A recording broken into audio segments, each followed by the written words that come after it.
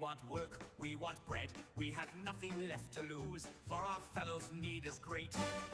Why is that, you worker? Global capital can enslave us.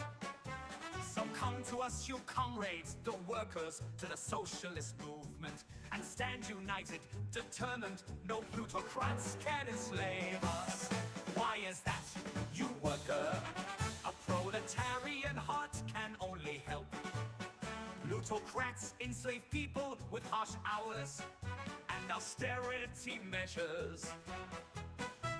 The workers of all nations must stand up. The rich don't toil like us, they don't starve like us, but without our labor they will lose everything. The red banner of labor can inspire us against the oligarchy. Stand up, you workers, and take what's yours. Our time is nigh, the iron is hot, and we must strike while it is. The streets echo with the footsteps of the workers' rebellion. We will win if by all the just reward is fought for. We'll break the chains in half until we are free from the yoke of capital at last. Free at last!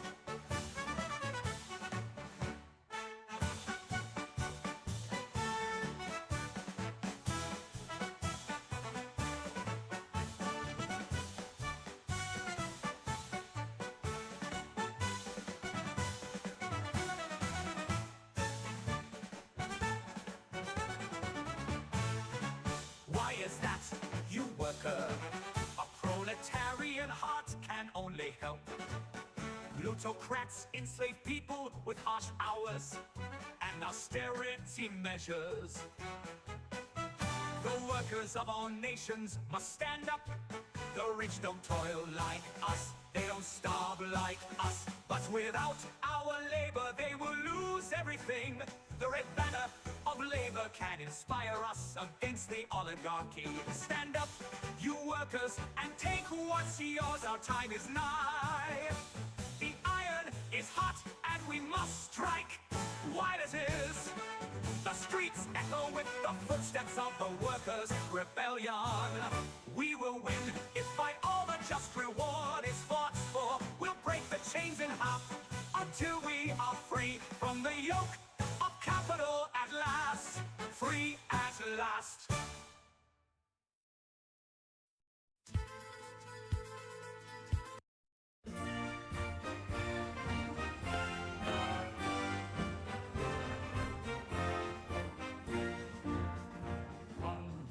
To fight, to the fight, we were born to fight. Onwards to fight, to the fight, we were born to fight.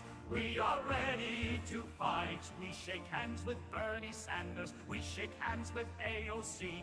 We shake hands with Bernie Sanders, we shake hands with AOC. Here stands many comrades, standing staunchly as strong as an oak tree. We've certainly been through quite a few storms. Maybe we'll fall tomorrow, like so many freedom fighters have. Maybe we'll fall tomorrow, like so many freedom fighters have. But we're not afraid at all, not of the fascist cannons. We're not afraid at all, not of the police's bloody truncheon. Though we have lost many comrades, we continue the fight for the working class. Though we have lost many comrades, we continue the fight for the working class.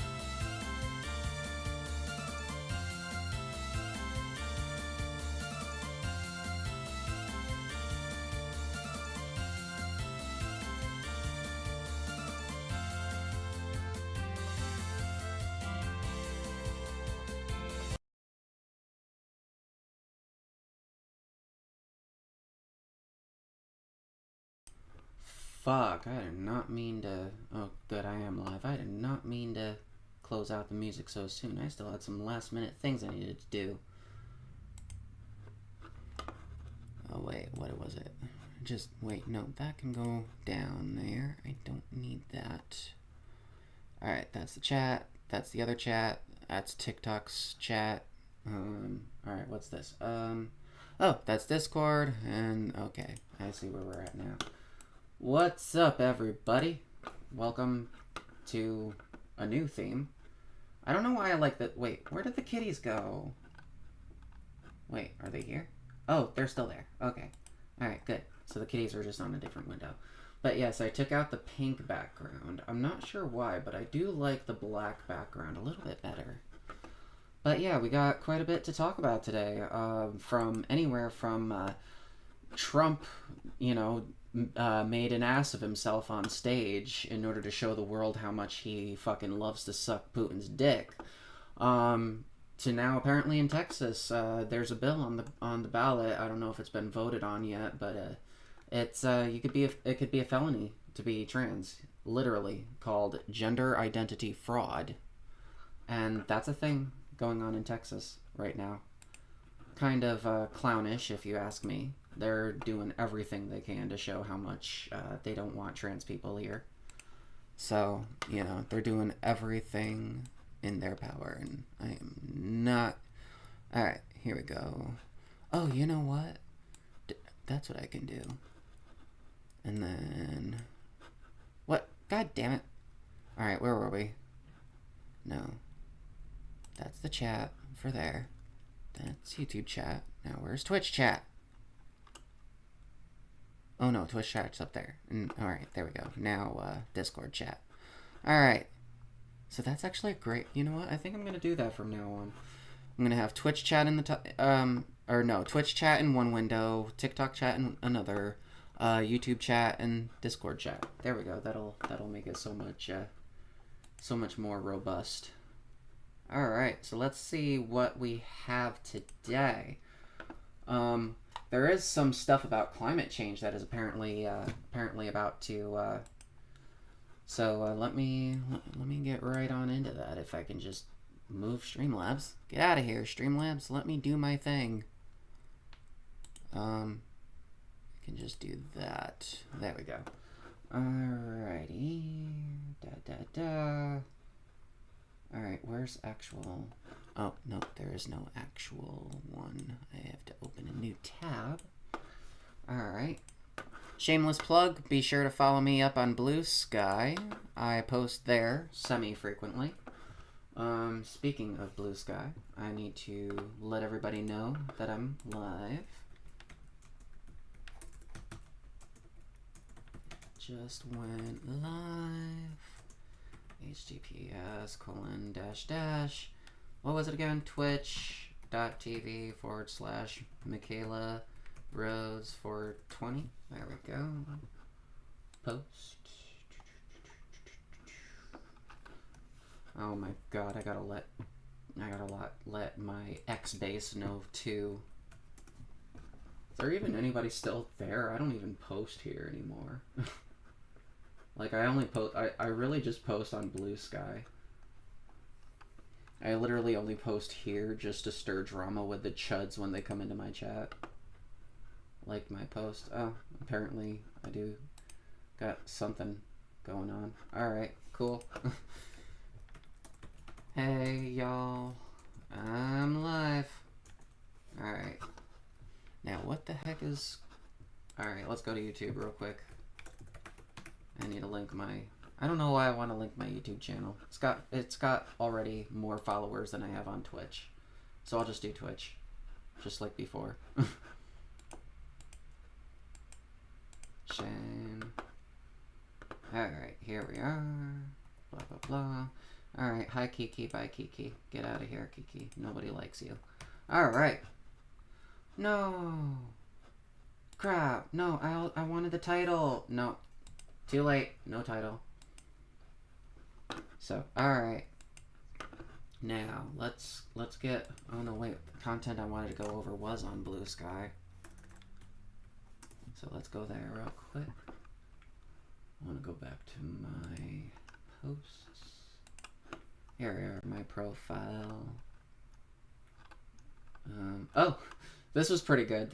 Let's start off on some funny notes. Stock market after Trump won. Yeah, MAGA, MAGA, MAGA. Stock market with Trump in office. Oh shit, we done fucked up again.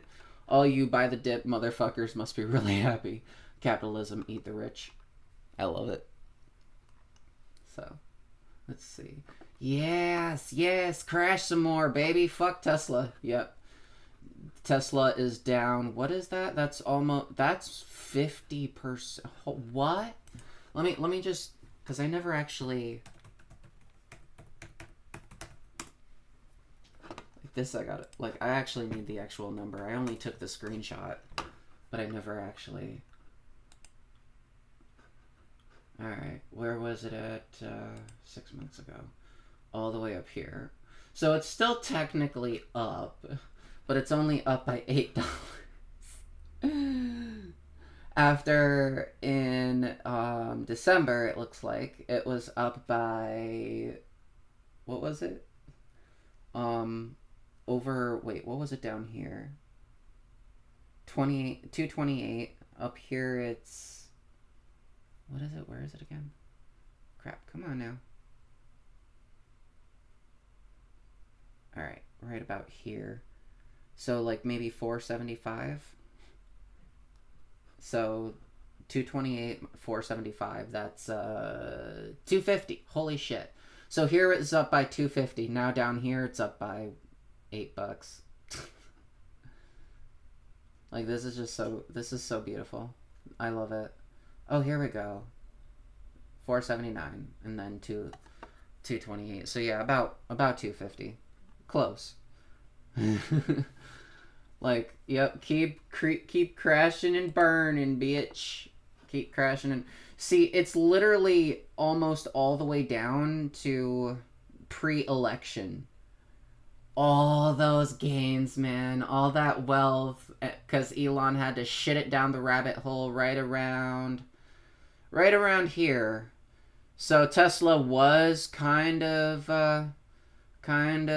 struggling, and then he just had to do his Nazi salute. He just had to say he just had to send his heart out to the audience, and now look at this shit. I'm telling you, that's why he doesn't like the fact that people are calling him swastikars.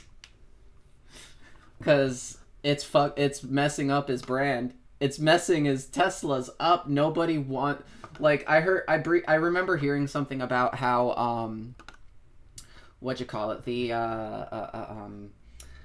Cybertrucks, they were being vandalized.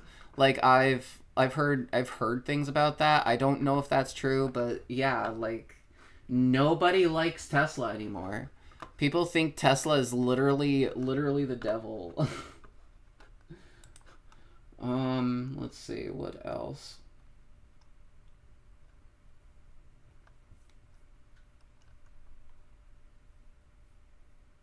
I hope Kyle, doesn't expect Americans to do anything. Remember, Americans love being violently oppressed so long as they still get their Funko Pops and Squishmallows. Yep, that's true. That is true. And if you ain't getting your Funko Pops anytime soon, like, say, I don't know, Social Security, you stop receiving your Social Security payments if you're on disability, or you all of a sudden have all these medical bills totaling tens of thousands, hundreds of thousands of dollars because you don't have Medicaid or Medicare. Now you can't get your Funko Pops and Squishmallows. So, maybe, yeah. Let's see. Oh, yeah. Yeah. See, this is a good place to start. So, yeah, so Hasanabe actually got wrecked. Like, this is some crazy shit. If you're seeing this, that means I've probably been banned. That's right. Cancel culture has finally come for me. Oh my God, it's over. It's over. The free speech warriors, where are you now? They've taken me out, ladies and gentlemen. It's over. I'm done. couple days ago, I had a conversation where I was responding to the Republican House of Representatives Speaker, and I said some things. Let's take a look at what I said. Libs of TikTok, of course, posted about it. Here's what Libs of TikTok claimed I was saying. Hassan Parker just called for violence against a sitting U.S. Senator. If you cared about Medicaid fraud, you would kill Rick Scott at FBI. This got 17,000 likes. It was on February 28th. Let's take a look at this clip really quickly. There's about $50 billion estimated that are lost every year in Medicaid just in fraud alone. Nope. If you For anybody who doesn't know Hasanabi, like, I don't know him. I wouldn't mind doing a stream with him one day. He's way out of my league, though, so I'm not even gonna fucking try it. But basically, he literally recently did a bit where he was like, because of this, he was like, sorry, we're not doing the political stuff. We're not political. And he put on a MAGA hat, and he's like, oh, by the way, the gays are probably gonna burn in hell. Probably not. You know, I'm just saying. We're not political on this show anymore. He's an edgelord. He's very hyperbolic. He does say, like, even like the part about how like 9/11 was an act of resistance. I don't know the full context around that, but I have a feeling he was being edgy. You know, like people really get mad at Hassan over like the dumbest shit. And now this is just the latest drama of him being banned from Twitch for being hyperbolic. Like, what the hell? you cared about And Medicaid. Osmond Gold basically was like, yeah, no, you're doing a call to violence. It's like, yeah, that, okay, whatever. He literally was like, if you actually cared, you would blah, blah, blah. Right? Okay. You know what a call to violence is? A call to violence is basically something along the lines of, we're going to do this to this person at this time, at this day, be there and be ready. That would be a call to action. That would be a call to violence. He did not call violence to anybody, and you're kind of dumb if you think that. Like, how can you be held? You can't be held. Like, that's not a thing. So, yeah. Like, oh my goodness. Like, people get mad at him over the dumbest shit. Even streamers I respect. Like, they could do a lot to like not shit so much on someone for being a little on the edgy side just because they happen to be, you know, say a few things that are, you know, like a little too pro-Palestine, for example. You know, just God forbid anybody be too pro-Palestine with the fact that Israel has literally been committing a genocide against them. And sure, they got the ceasefire going, but it's like, I don't remember the whole story, but I don't remember if Israel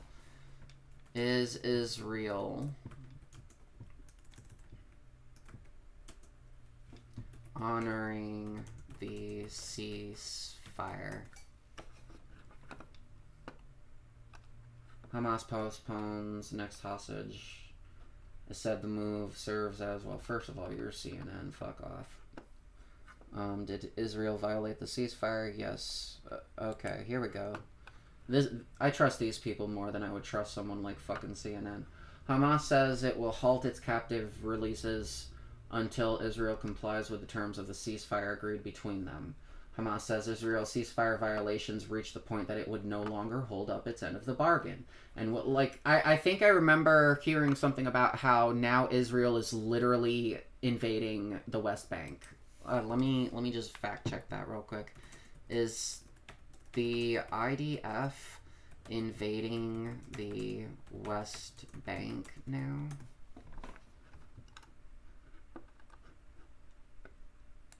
Yep. As an assault on occupied West Bank intensifies, so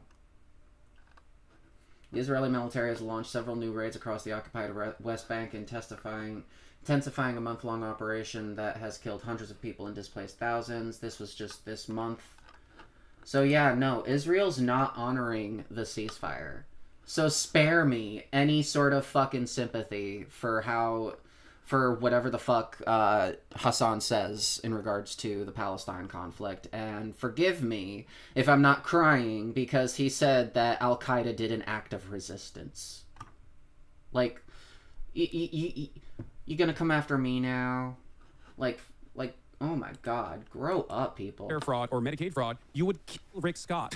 okay? You wouldn't make Rick Scott, former governor of Florida, Rick Scott, you wouldn't make him a prominent part of the Republican Party. Now, that seems like a wild thing to say. Oh my God. Is this person calling for the death of a U.S. senator? Of course not. I was not calling for the assassination of a U.S. senator. So I went back to figure out the context. Here it is. Let's take a look. Are people who are covered by Medicaid now going to potentially lose Medicaid coverage as a result of this? No, look, the White House has made a commitment. The president said over and over and over, we're not going to touch Social Security, Medicare, or Medicaid. We've made the same commitment. Now, that said, what we are going to do is go into those programs and carve out the fraud, waste, and abuse and find efficiencies. A couple of examples. You know, there's about $50 billion estimated that are lost every year in Medicaid just in fraud alone. Nope. That fraud is not coming from individuals. It's coming from providers. They're not tackling providers. They're not actually going after like false billing. They are trying to cut recipients. If you cared about Medicare fraud or Medicaid fraud, you would kill Rick Scott. The reason why I'm saying if you cared about Medicare or Medicaid fraud, you would kill Rick Scott is because, and not make him a prominent part of the Republican Party, is because he to this day is still known as committing the largest Medicare fraud in U.S. history. They want to cut SNAP. They want to cut Medicaid.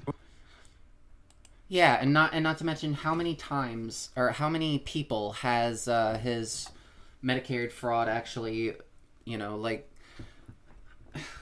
how many people has his fraud actually killed? Like I'd be interested. Like what kind of fraud? No, because I think we still no. It says Google. What kind of fraud did Rick Scott engage in? Company defrauded Medicare, Medicaid, and other federal departments. U.S. Department of Justice won 14 felony convictions against the company, which was fined $1.4 billion. What kind of Medicare fraud did Rick Scott engage in?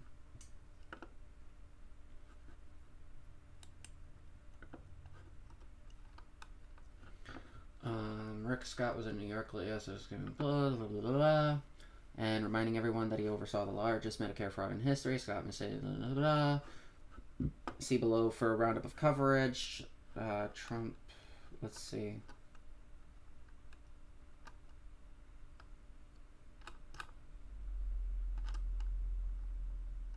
What did it say here? Rick Scott suggests he was persecuted over giant Medicare fraud. No, Florida Democratic Party. Y'all were a bunch of wine asses anyway, closing out your Democratic primary. You're personally responsible. You aided and abetted Trump getting elected. So, yeah, I would assume any fraud that involves the healthcare system is probably going to result in the deaths of tens of thousands of people. So, once again, fuck you if you got upset at his little comment there.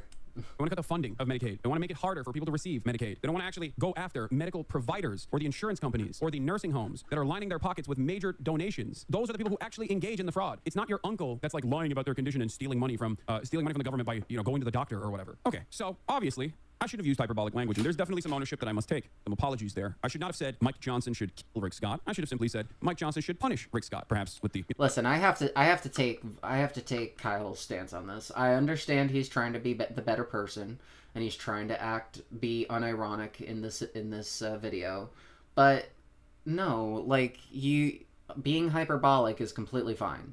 Like, if you're going to be as hyperbolic as you want to. They talk about killing trans people all the fucking time. They talk about killing leftists all the fucking time. And they're going to take you down because you said a boo-boo about Rick Scott. Like, they're being hypocrites, Hassan. You're not, like, I agree with Kyle. Like, you're not doing anything wrong here. They talk like that about the left all the fucking time.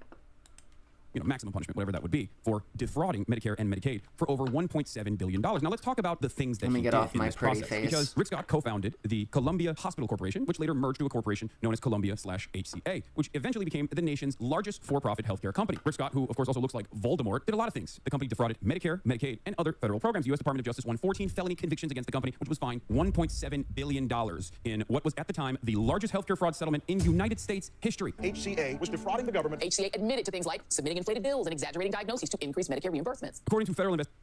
Oh yeah, to increase Medicare reimbursements, and you know what happens? People go into massive amounts of debt. People learn to avoid hospitals, and it leads to deaths systemically. Yeah, so you know, if he's this guy, this monster is going to do shit that's going to kill thousands of people, spare me your tears. Spare me your conservative tears. Is it okay to say conservative tears? Can I say conservative tears?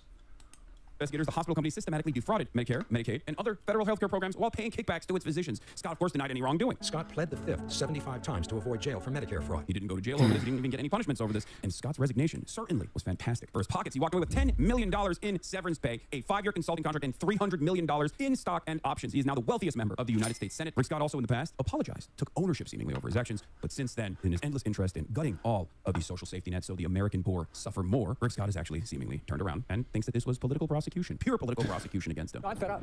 I watched what happened to me and my company. I watched what's happening. Yeah, something that basically could lead to deaths and medical bankruptcy. Yeah, you're being persecuted. Sure. We all know who's really guilty here. It's Rick Scott. Hassan didn't do anything. All right, where was the thing? Why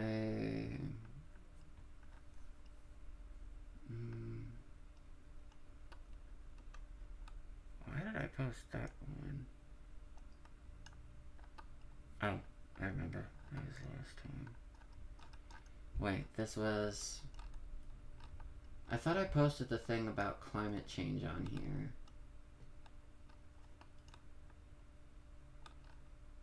And I do want to go over that in a moment, though. The Republicans coming after gay marriage thing. I do want to go over that momentarily. But I thought I posted it on Blue Sky, and now I have to go through my climate change.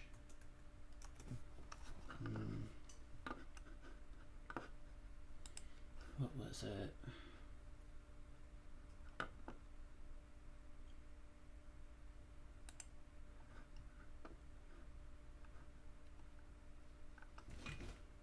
I think it was, we were wrong about, wait, did I post it in the Discord chat?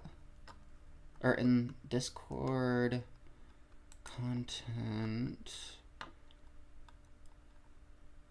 Oh no, I keep going fucking dark on Discord. Shit.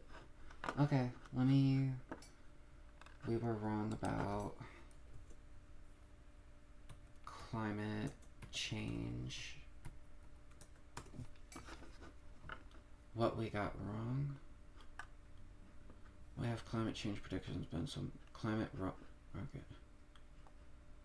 I think it was this one. Yeah, climate change models are getting it wrong. What's going on? So here's a bit of history for you.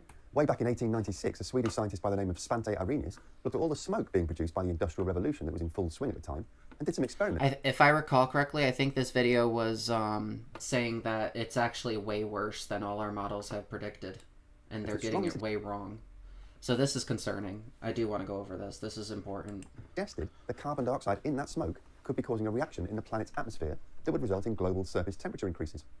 Who'd have thought it? 1896. Yeah, it is this channel. By the 1950s, scientists like Gilbert Plass had started to use early computers to study atmospheric CO2 effects, and the now famous Charles David Keeling of the Scripps Institute set up a monitoring station at the top of Mauna Loa on the Big Island of Hawaii to start taking accurate annual readings of the ebbs and flows of atmospheric CO2 concentrations at one of the highest pollution-free locations on the planet.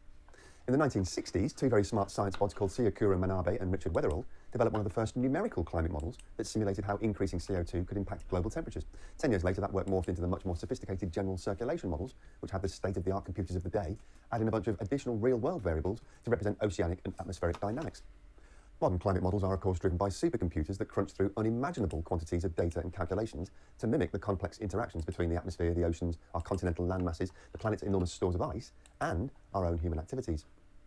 And despite all this, despite fully understanding the basic physics for 129 years, and despite the mind-blowing acceleration of computer processing power in recent times, the empirical evidence taken from field research around the world now tells us that even the very best models we currently have available are woefully underestimating the speed and severity of change in our planet's climate, which means our global leaders have been making poorly informed decisions for several decades. So what the hell's going on? Hello, and welcome to Just Have a Think. Now, I think it's fair to say we've all had a good dollop of climate information foisted upon us in recent years, haven't we? Most of us, for example, are well aware of scientific warnings about polar ice melt and global sea level rise and extreme heat waves and droughts and floods and areas of the planet that will be uninhabitable to human beings in the very near future. All very sobering. But at least here in the comfortable West, just not quite setting us on fire enough or getting our feet wet enough or making our stomachs hungry enough to engender a mass demand for emergency action. There are even some people, and honestly, you won't believe this, there are even some people who are saying the whole climate change thing is a hoax. All of this with the global warming and that, a lot of it's a hoax. It's a hoax. I mean, it's a money-making industry, okay? It's a hoax. I know, mental.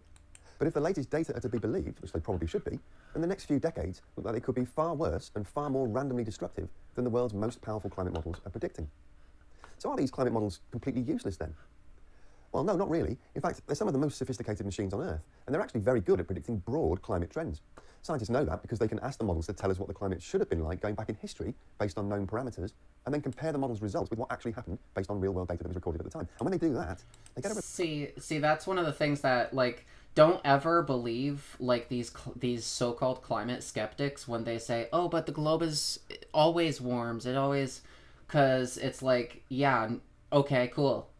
And it's that fact where we also have models where we can compare the warming now versus the warming then. And the warming now is not exactly on par with the warming then. And that's where a lot of their dishonesty actually gets kicked in the ass. So, you know, just figured I'd add that interjection there. So, totally a political point to be made, but the reason egg prices are so high is because of aliens. That is true. That is fucking true. Like, aliens, right? So Martians, you know, they're so expensive because the way we actually get eggs is through a very sophisticated surgical procedure in which you remove a Martian egg from a human chest. Because if you don't remove that egg from the human chest, what happens is that egg will eventually hatch, and the baby will burst out of the person's chest, and then it will put on a top hat and a cane, and it'll go down the aisle singing, "Hello, my baby. Hello, my honey. Hello, my ragtime girl." Okay, all right. I watched too much Mel Brooks. All right, let's move on. Remarkably accurate correlation. The trouble is that warming an atmosphere across an entire planet as complex and complicated and so rich in variety as the one we're lucky to live on doesn't result in broadly homogeneous weather patterns in all areas. The dynamics of cloud systems, for example, are extremely difficult to model in any kind of granular detail, and currently at least pretty much impossible to model on any kind of timeline that's longer than your local weather forecast.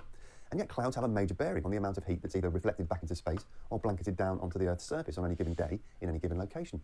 So it's a pretty chaotic system, at least from the point of view of... See, the way I wish people understood how climate change works. The reason we call it the greenhouse effect is because if you've ever been in a greenhouse, which I have, they are fucking hot. During the summer, hotter inside than it is the outside. You know why? Because all that plastic traps in that sunlight, which traps in the heat. It's why they tell you to keep your windows closed and your blinds blacked out, or your windows blacked out during the hottest summer months if you don't have air conditioning.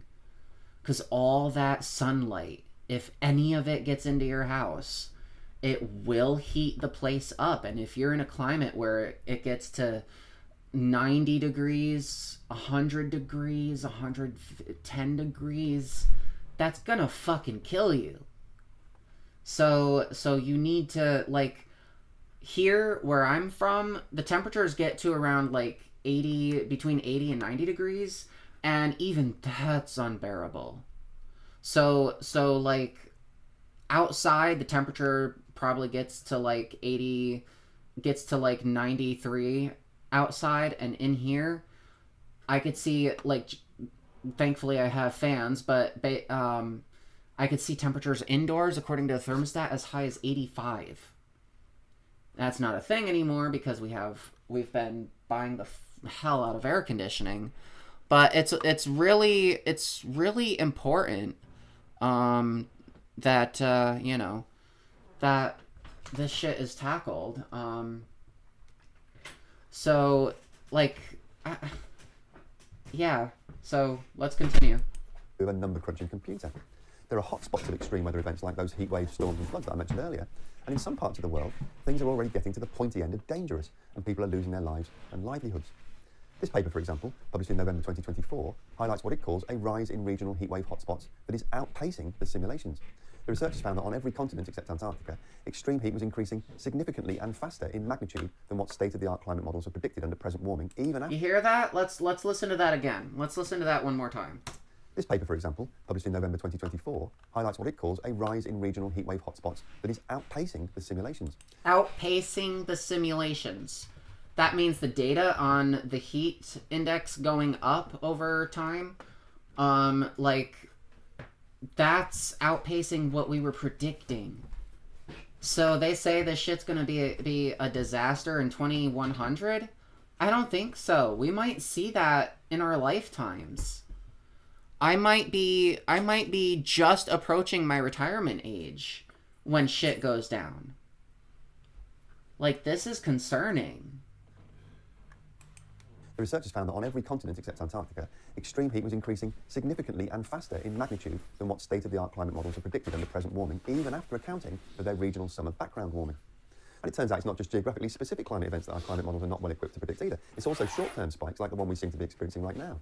The conclusion of this paper's authors is, unsurprisingly, that a much better understanding of the drivers of these extreme events is urgently needed so that they can be factored into updated models. Oh, and by the way, they say, it might be a good idea to up the ante on the old mitigation work as well. In other words, stop burning fossil fuels and stop destroying country-sized areas of... And are we going to stop burning fossil fuels? No. The country voted drill, baby, drill. Yeah, that's a lot of it. A lot of why Trump won. Drill, baby, drill. Americans do not want to stop climate change. We are the industrial capital of the world, and we hate life. We hate everything. We are currently trying to erase trans people, which more on that later. And we are also, like, it's a nightmare. What kind of country that the people here, it's just crazy being American and knowing that other Americans are like this. Like, they want to see their fellow Americans be erased from society just because they're gay, just because they're trans, just because they're black. Blaming fucking fire in California on a black lesbian. Like, are you serious right now? Like, this is what I'm talking about. Why I say Hassan didn't do anything wrong. You're literally gonna blame the California wildfire on a black lesbian? The fuck is wrong with you? Unironically, what the fuck is wrong with you? You're gonna incite this what is called stochastic terrorism, which, by the way, she was found murdered. Was it murder or suicide?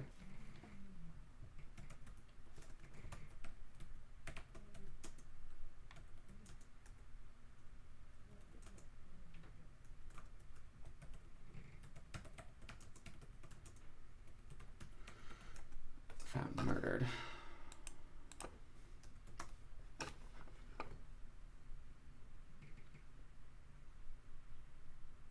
Yeah, no, she was stabbed to death.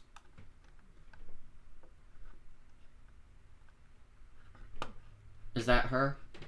I think so. All right, my bad. I thought she was a black lesbian. Turns out she was just a yeah, I think she was yeah. I thought it was all right. Yeah, no. So Rebecca Marodi. She, like, I can't read this. This is... Maybe the stereotype was that, oh, like, it was a...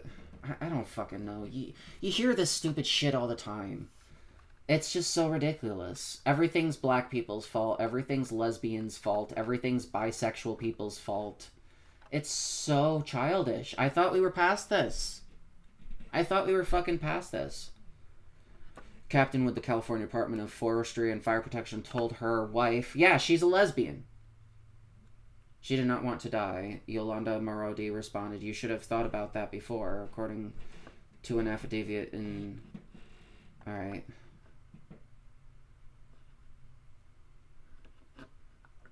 Pled for her life with the woman now wanted in connection with her death. told her wife. Wait, I'm so confused. What the hell?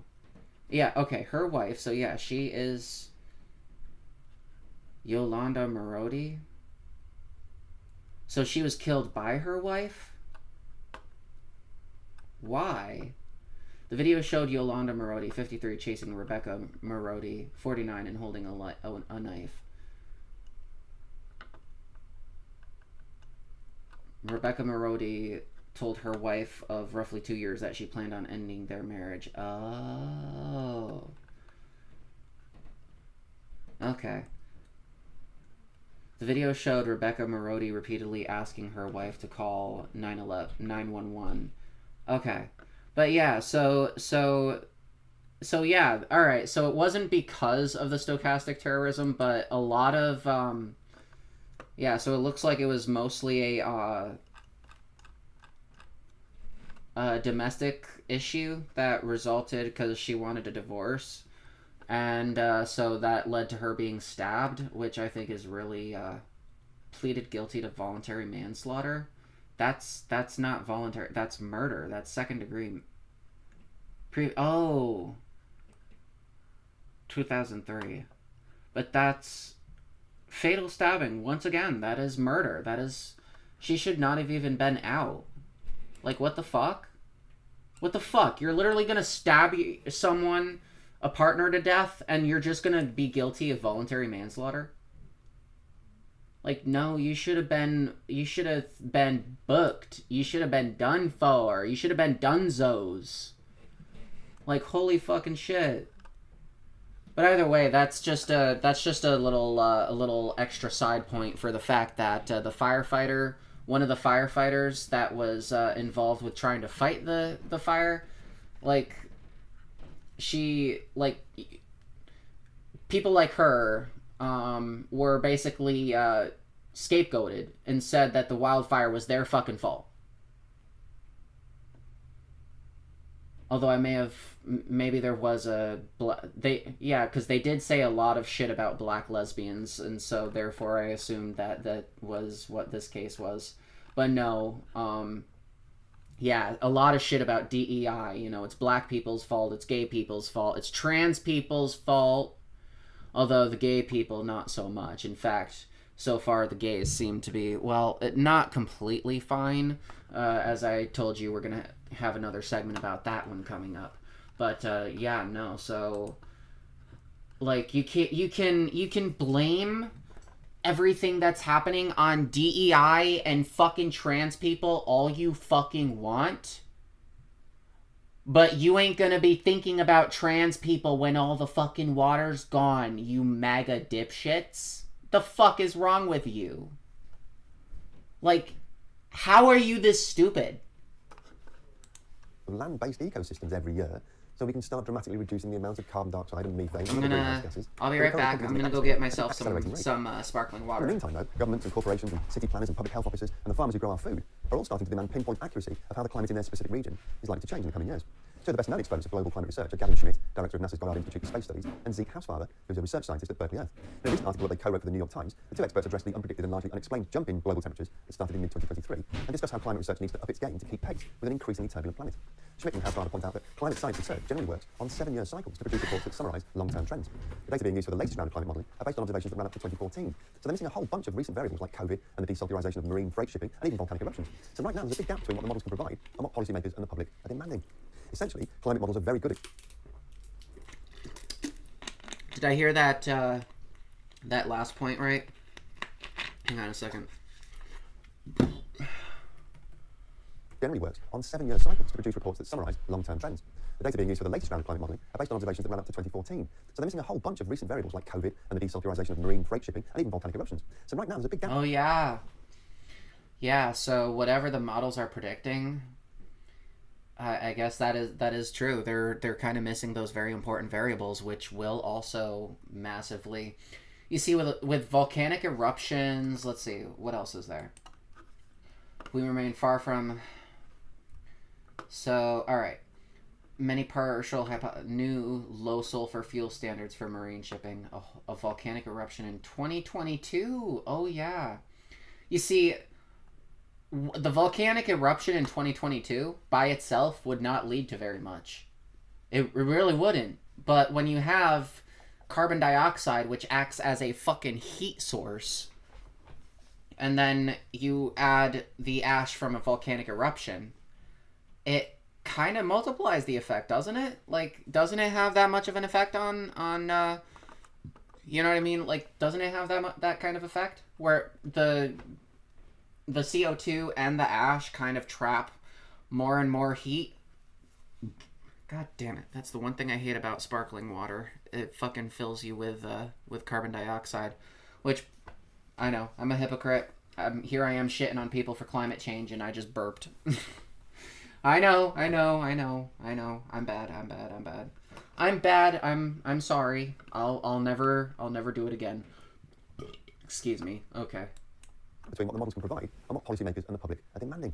Essentially, climate models are very good at giving us general information about long-term trends and very poorly equipped to provide short-term warnings about extreme events where people live. In a recent interview with Zoe Schreiner for the online journal The Atlantic, Gavin Schmidt explained that current models work at a resolution of about 100 square kilometres per pixel. Reducing that down to something like 1 square kilometre per pixel, he said, would require like 100,000 times more computation than we currently have. Jeez. So what's the solution, I hear you ask? Well, that's a very good question. According to the New York Times op-ed, we need more comprehensive and faster data gathering from satellites, in-situ measurements and economic statistics converted by analysts for the climate and weather models. And then all the labs around the world need to use that data to update their simulations every year instead of every 4 years, as is often the case at the moment. That's a lot of work. But Schmidt and Hausfarber reckon the goal of analysing data in under 6 months is achievable if the data gathering and climate modelling labs prioritise it. The only caveat to that is that it would require a concerted and coordinated effort from US agencies like the National Oceanic and Atmospheric Administration, or NOAA, and the Department of Energy, alongside international agencies like Copernicus here in Europe. And I don't know if you've spotted this, but those agencies in the US don't appear to be receiving quite the level of support under the new administration that they enjoyed in previous years. So whether such an increase in funding and resources will be Yep. Trump having all these agencies lose their funding for political reasons. Yeah, we're not gonna... I'd be surprised if we even know anything further about climate change going forward. I feel like Trump is gonna try to... I feel like they're gonna do everything in their power to like make absolutely sure that you know that everything's fine and that the sky is not falling and that trees are not burning in California. I know the sky is not falling is definitely a very ironic thing to put in there, but yeah, no, the sky is falling, guys. And the Trump administration is going to try to tell you it's not, so don't listen to them. forthcoming. After all, it falls every day on a rainy day. Yeah, like, no, okay, so the atmosphere is literally just water vapor and other gases. Alright, so some water vapor gets into the air, condenses into clouds, and then all of a sudden that falls back down to the earth. So yeah, it's not too strange to, you know, that the sky is literally falling all the time everywhere, but yeah, no, the sky is falling. Alright, so climate change, it's getting worse, it's getting bad, and our models are way behind, and, you know, climate change could be here way sooner than we anticipated. So with that, I am going to end this segment right here. I can't believe I don't know. I think I might just do Hassan and this in one segment just because I kind of, you know... Basically, this, whatever. Anyway, so if you enjoyed this segment, feel free to like and subscribe, and feel free to catch me every Tuesday at 7 to 9 p.m. Subscribe and abonne, and au revoir à tous. Alright, so that was kind of a nice little segment right there. I'm going to go ahead and go to the YouTubes and post it.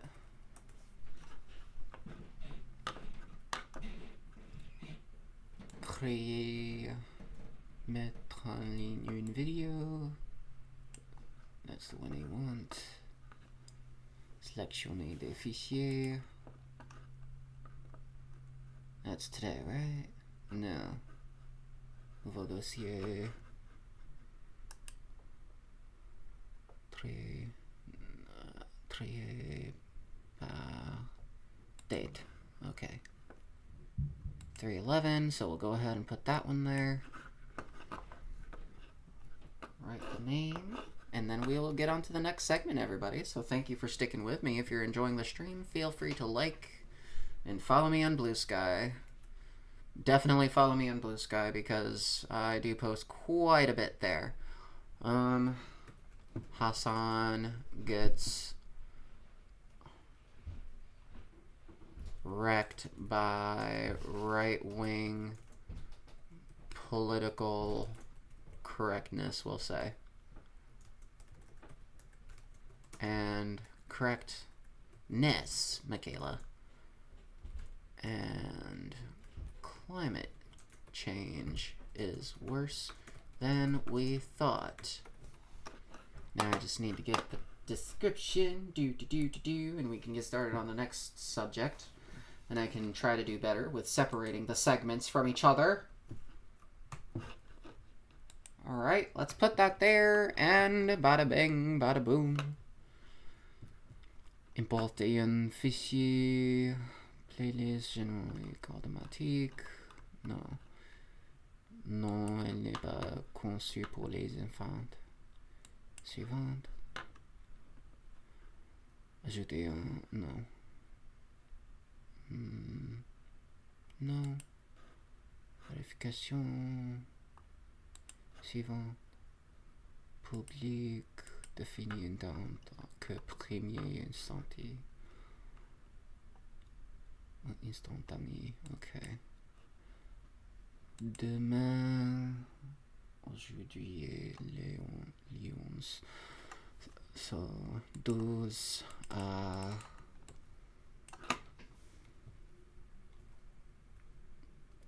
heures.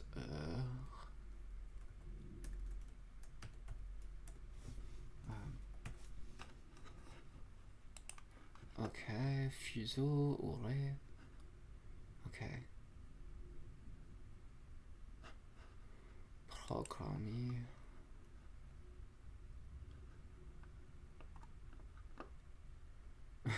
Yes. Alright, Felony. Alright, so that's for tomorrow, and now that that's done, we can get on with our next topic, everybody. Oh, what was it? Oh, I just got a notification. Vous a suivi? Oh, I just got a follower? Well, thank you for following to the person who followed me. Oh, yeah, look at that. 29 abonnés.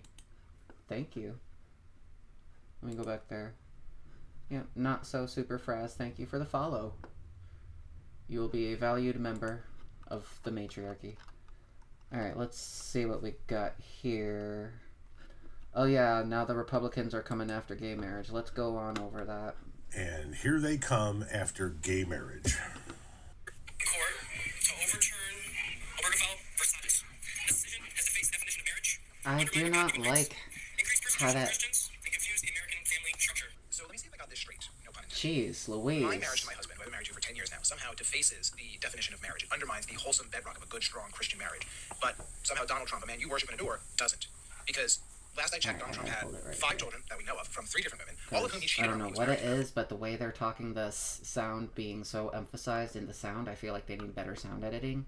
But that shit is piercing my ears. I've never listened to this in these headphones. It is killing me, honestly.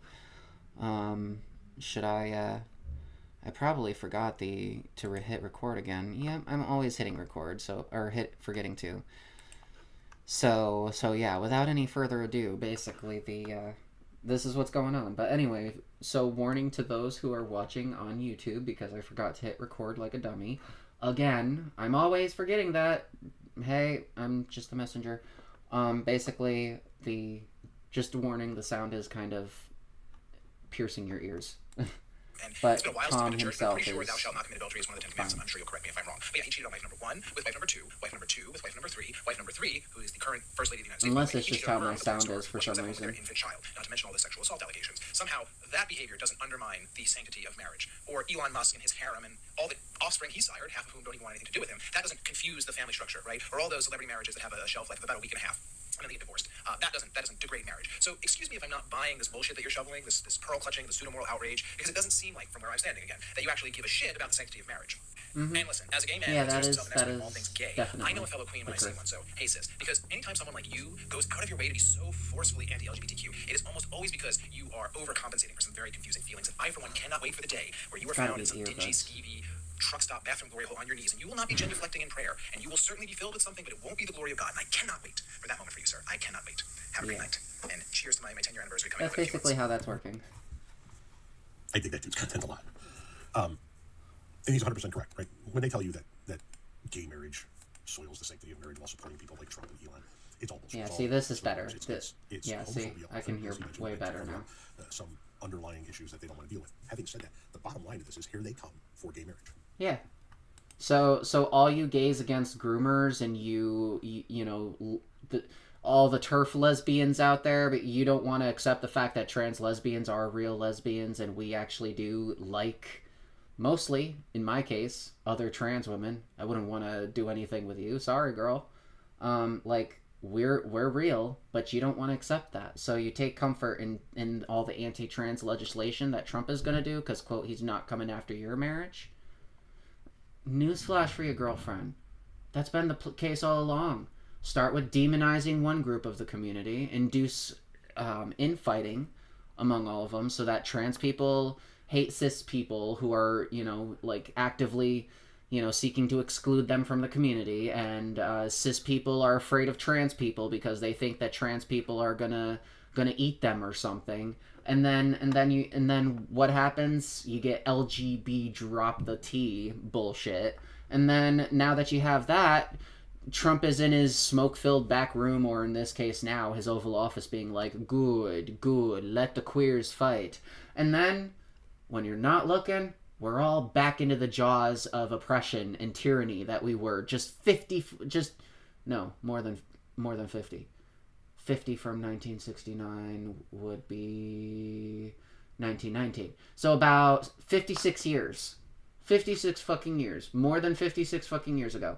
Before we literally got up and threw fucking... And trans people started this. Soda cans and other shit at the police to get them out of Stonewall. Because they had enough of being oppressed. And now you're going to turn around like a little bitch and talk about how trans people are such horrible beings because we don't identify with the sex assigned at birth and you've been brainwashed to believe we're coming to fucking eat you or rape you or whatever delusional bullshit you think. Like, holy fucking shit. How do you not see through this? How do you not see through it? He's coming for you too. Trump is gonna eat you too. He's going to ravage you. Like, he's coming for you too. It's not just us. He's not just coming for us. You took the bait. We've been screaming about this forever, and you decided to throw us under the bus, and now what? Now what? So where are you at, gays against groomers? Where are you at, turf lesbians? Where are you at?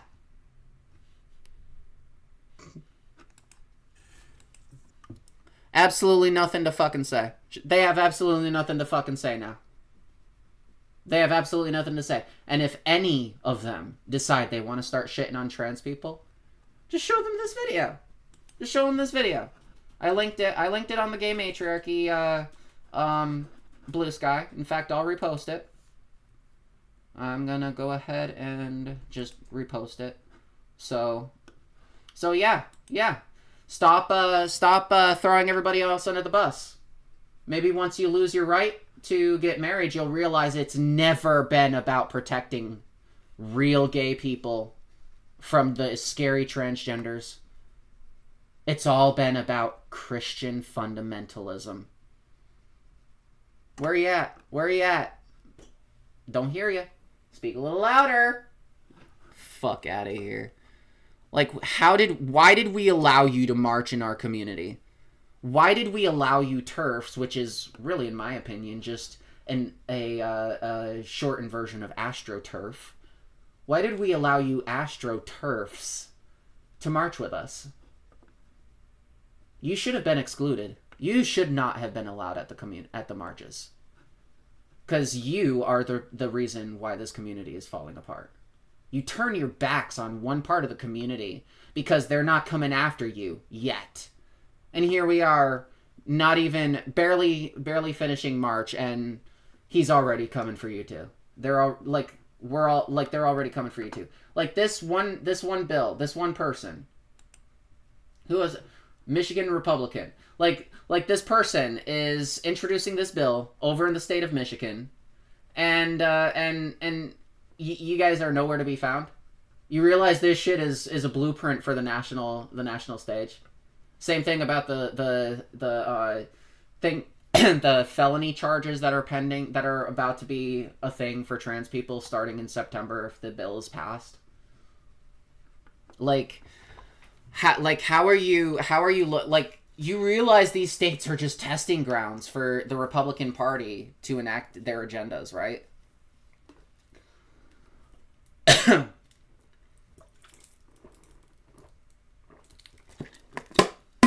You really think that in the growing environment of anti-LGBT, yes, anti-LGBT rhetoric, excuse me, sorry, in the growing world of anti-LGBT rhetoric, mostly directed at trans people, he's not eventually going to pull your rug out? I guarantee you, there's going to be a Republican somewhere in either the Senate or the House who is going to introduce one of these bills, and then it's going to go through its standard debate process, and because it's a majority Republican House and Republican Senate, because y'all voted for him, y'all fucking voted for him because you fucking hate trans people so much. Y'all voted for him. One of these areas of Congress is going to propose one of these bills. They're going to vote on it. It's going to pass. It's going to go to the other chamber, and they're going to vote on it and do their thing, their debate thing, and then it's going to pass. You really think Trump's going to veto a Christian fundamentalist bill?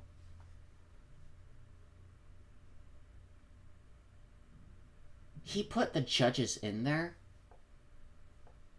that would overturn Roe v. Wade.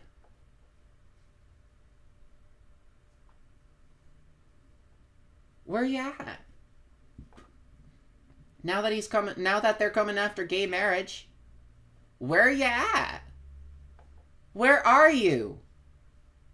I don't fucking hear you. Like, holy crap. So yeah, no. And on that note, we can segue into the next part. Felony charge for trans people in Texas.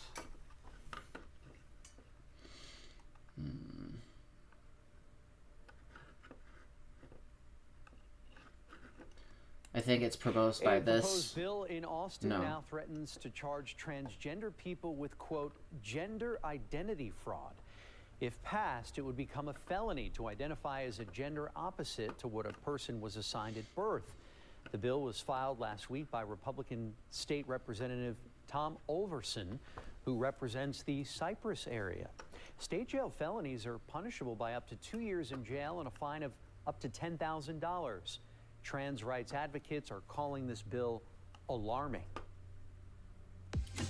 Gotta love that turf language, though. The trans rights advocates. Yeah, I wonder why trans people are calling it alarming. Gay marriage in Texas. Taxes?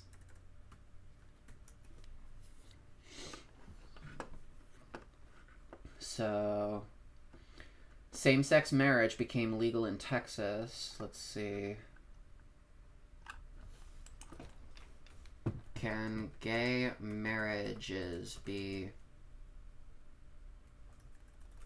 Does Texas allow gay marriage?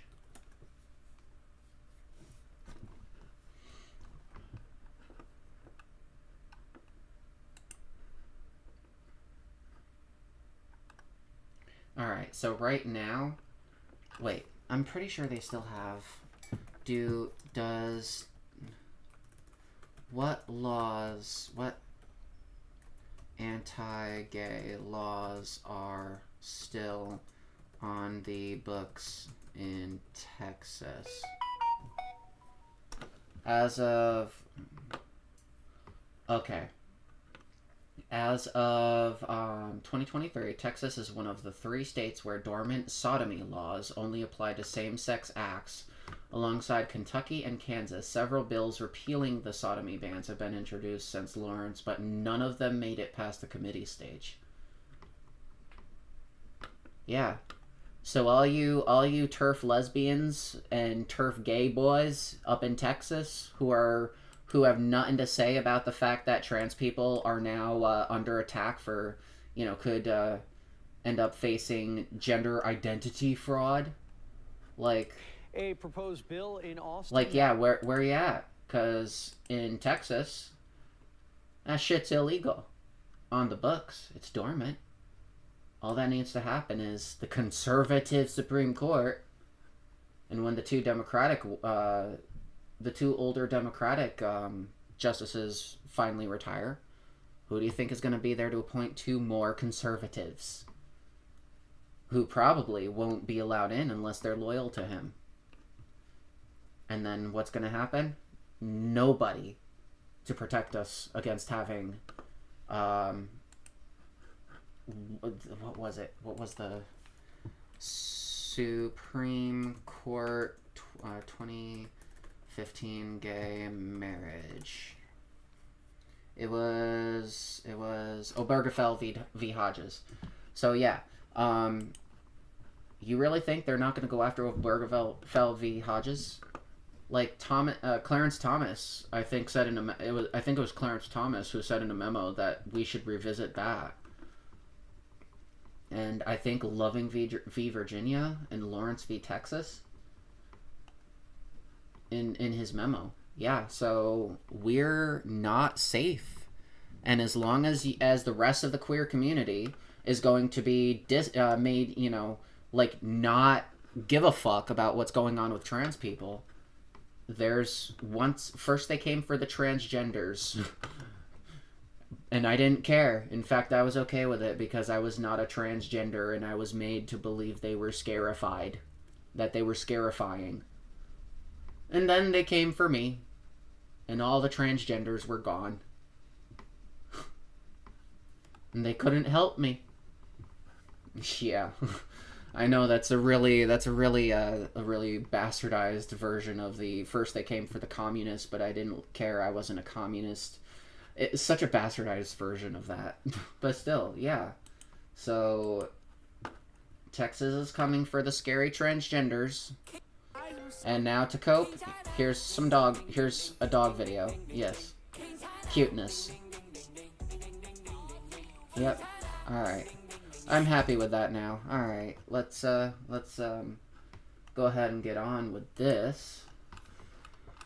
Next thing I wanted to talk about, apparently Volodymyr Zelenski and Trump duked it out a little bit, and Trump got his thong stuck up his ass.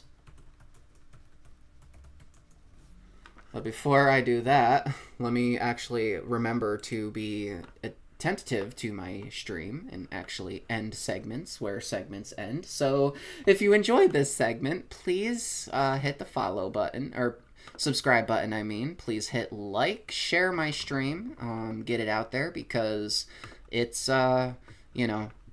it's very dangerous world we live in right now, and I think if we stick together, things will turn around eventually.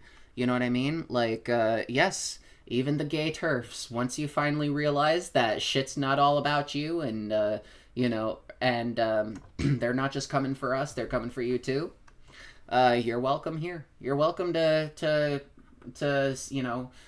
talk in my chat about how wrong you were and how you are so sorry to the trans community for for even thinking that there's anything wrong with being trans and that we're coming for you or whatever bullshit you believe. So yeah, feel free to come around when you're ready. Feel free to remember the gay matriarchy, the queen matriarch, your host, Michaela fucking Rose. And, feel free to follow me on Blue Sky, follow me on Twitter, follow me on, I don't know why I have my Patreon up, I don't really do anything there yet, but if you want to follow me on Patreon, I think the minimum, was it was either 5 or 10 Patreon followers, and I would be active on there. So if you want to support the show, there's that. You can also tip me on Streamlabs. You don't have to buy anything from my merch store. I gotta fucking update that shit. I gotta fix that. I do not like the way that website looks. Holy crap. And I hope to see you in the next the next episode. So, or the next segment. You know what the fuck I'm trying to say. Anyway, see you then. Get out. Bye-bye. Okay, that was a nice segment. Now I'm going to go right ahead and do this.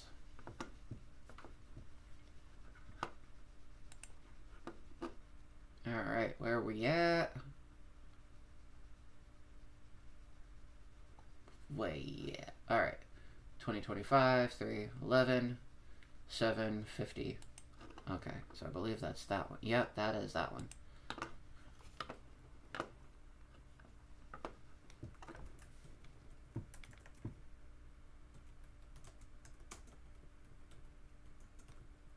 I shouldn't say gay turfs become leopard food. Like, no. Because, to be honest, this isn't about the gay turfs. This is about the fact that our rights are under attack.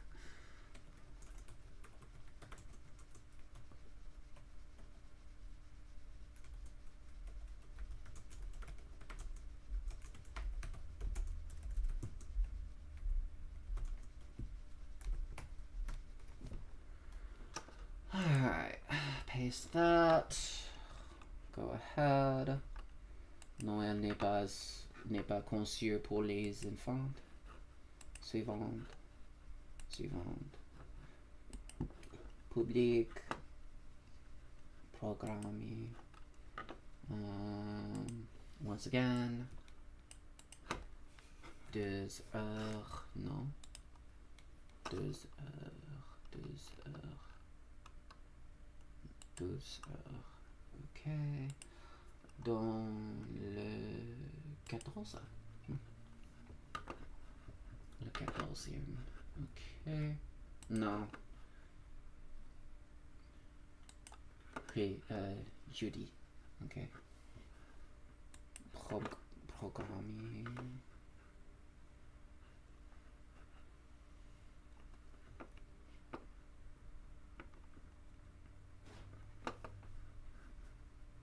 Alright, Felony. That's set to be published. Alright, restrictions, okay. Okay, so that one's in good standing.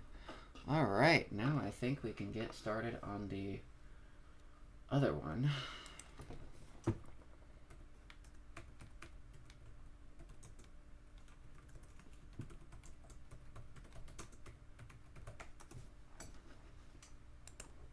So let's go ahead and begin our probably our last segment, because I have a lot to fucking say about this.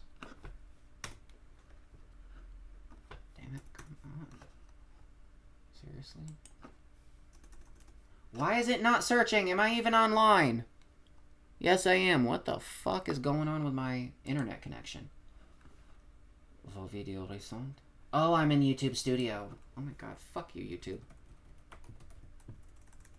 I'm also kind of high as balls. I hit a dab dart, which is basically, it's a syringe filled with THC juice, THC dabs, and it's really great. It's so fucking good.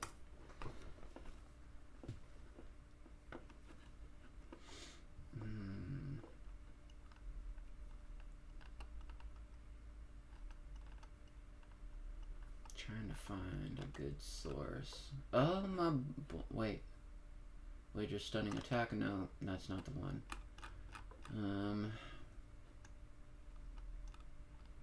See, I don't wanna look at Vash's video, but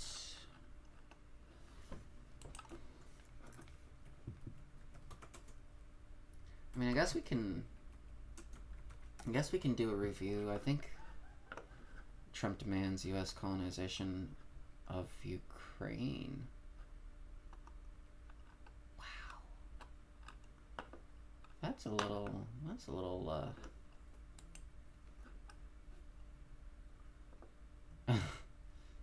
So first, all right. So before we actually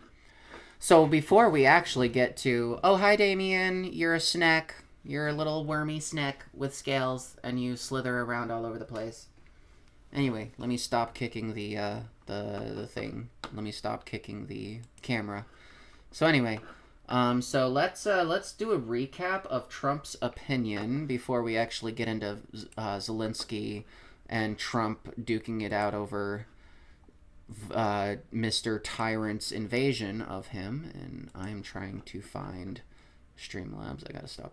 Like, all right, what's going on? So here we go.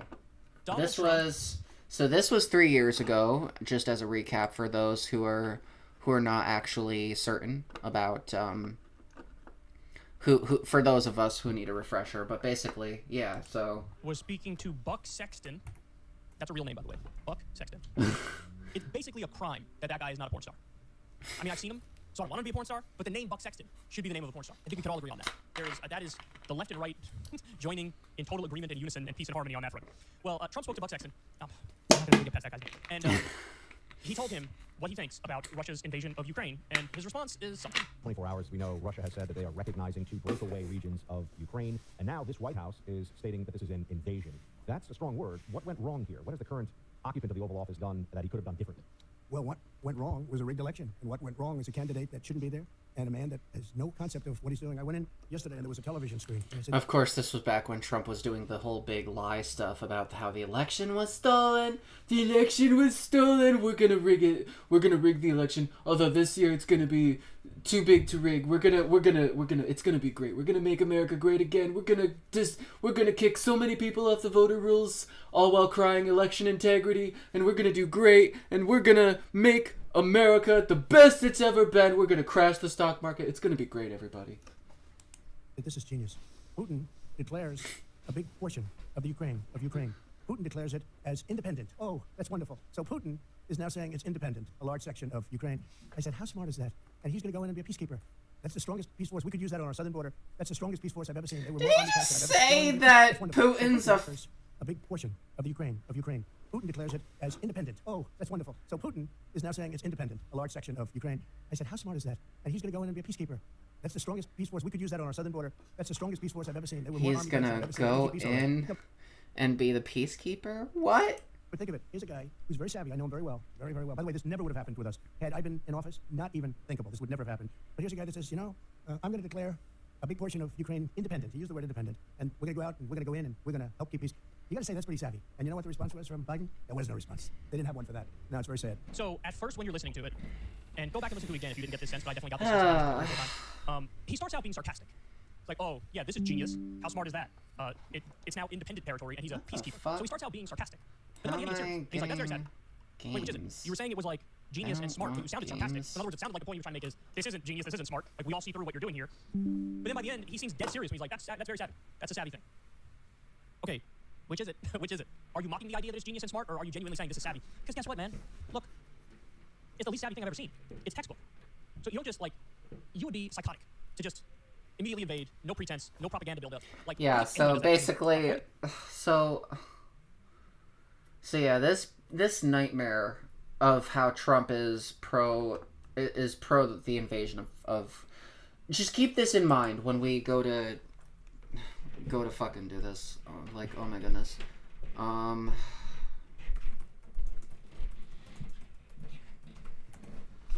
So let's actually... Oh, but I don't want to piggyback off of Vosh's content. Siding with Putin, Trump abandons U.S. position as leader of the free world. Is it this one? Did Al Jazeera talk about it?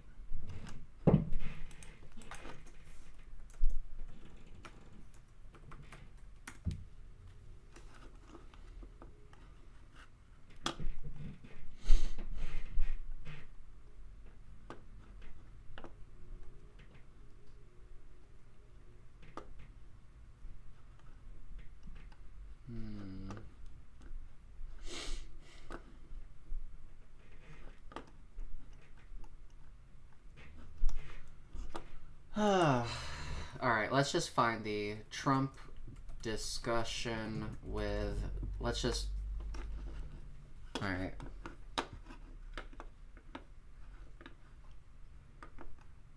I feel like it'll be easier to do this. Let's see. Russia-Ukraine war. Trump Zelenski to discuss terms to end of conflict.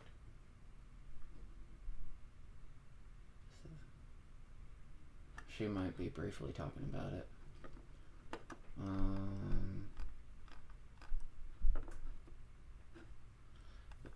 I really don't want to go to Vosh's video.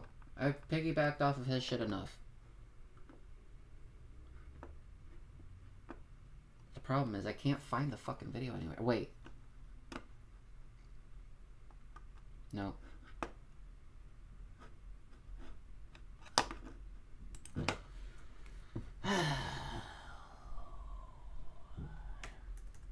Alright. Trump abandons... I'll just suck up my pride. Sorry, Vosh.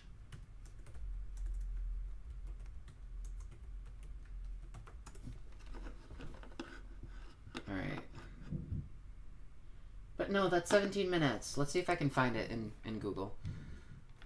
Trump abandons Ukraine.